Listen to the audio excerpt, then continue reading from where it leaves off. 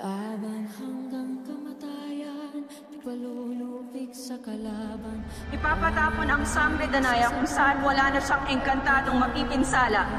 Ipapatapon ang Sangre Danaya sa mundo ng mga tao.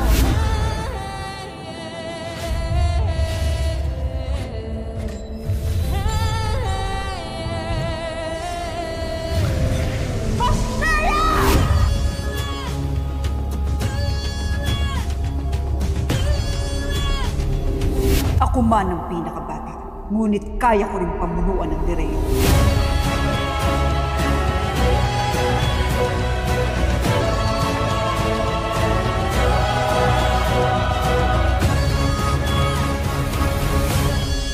Avisala ni Ashnea.